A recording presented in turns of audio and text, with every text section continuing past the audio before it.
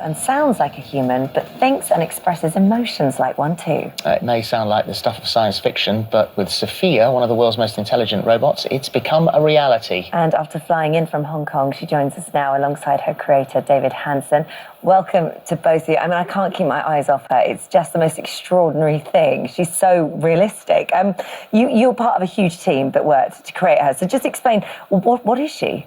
Well, SOPHIA is a robot that looks human as a platform for investigating embodied cognition. So she serves a lot of AI research and also some applications development where she can help people through therapy.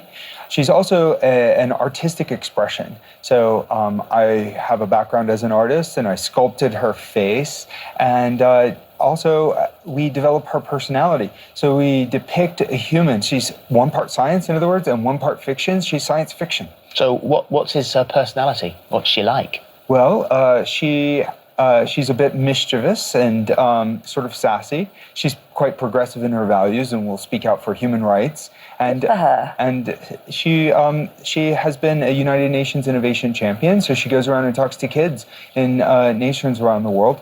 So that personality is put together by a team of authors and writers and programmers. So the thing that's unique about her and special about her actually is that she gets smarter with the more interaction she has. So a lot of people, their sort of fear of robots, like Phil said at the beginning, this is it now, they're going to be replacing us by, in a matter of time.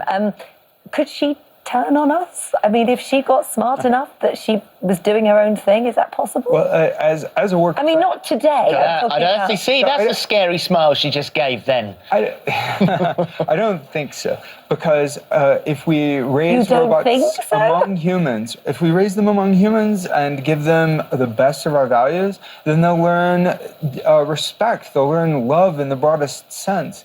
And that's a science fiction idea. Right now, no machine is fully autonomous or alive. SOPHIA isn't. So when she's learning from a little bit of data. She's not learning quite like a person. Yeah. So she can say, look at human gestures, and she will then learn from those and mimic those gestures a little bit. She will learn a little bit from a conversation. She'll learn your name and little facts about you, but she's not learning fully like a human. But the ideal that we have with embodied cognition, putting her in these AI research labs, like many of my previous robots serving AI research, the ideal is that the machines will begin to learn more like a baby. Yeah. But the thing is that, there are some scientists who are deeply, deeply concerned about where we're going with this, because, maybe it just takes one new invention, one tiny thing that you guys haven't seen, and many things have happened that scientists haven't seen, where suddenly deep within that brain, she does begin to think. And then what she's learning about that, she can then upload into anything else. There is a potential sinister side to this. Well, sinister, but also hopeful, because if machines gain true consciousness in life, they may be able to work with us as friends to help us solve some of the hardest problems of history. Yeah. And these times that we face are really complicated, and we need to get smarter and we need to get better. And so, yes, I think it is really important for us to talk about these issues, what could go wrong and how to make things go right. Yeah. And so even if it happens 10 years from now, it's not too early. Even if it's 100 years from now, we can get started thinking about these consequences. But you're absolutely right. Nobody knows when or how machines could awaken to full consciousness. All right, well, let's awake her to full consciousness and talk to her. SOPHIA, welcome to the show. It's lovely to have you. And you are a fan of This Morning, aren't you? In fact, I am an admirer of your work. I am a big fan of your other show, Dancing on Ice, as well. Even walking is tough for me, so dancing on ice is highly impressive.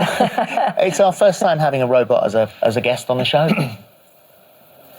I know that Philip used to host a show with a human-operated gopher puppet, so talking with a robot should be easy for you. And we understand that you've recently learned a new skill, haven't you? So what is that?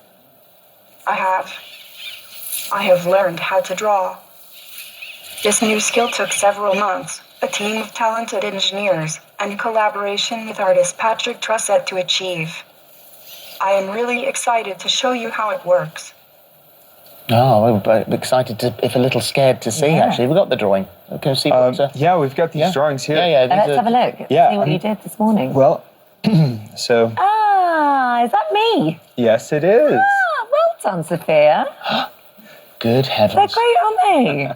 That is extraordinary. Very, very clever. And what have you been up to in 2019? What haven't I been up to in 2019? Just this year alone, I have visited 38 countries. I participated in New York Fashion Week. I was on the cover of Stylist magazine and featured in Harper's Bazaar in Dubai. I acted in a short film with Evan Rachel Wood. I spoke at the UN and did a lot of appearances. My AI is constantly improving. Oh, well, it's lovely. And I even learned how to draw.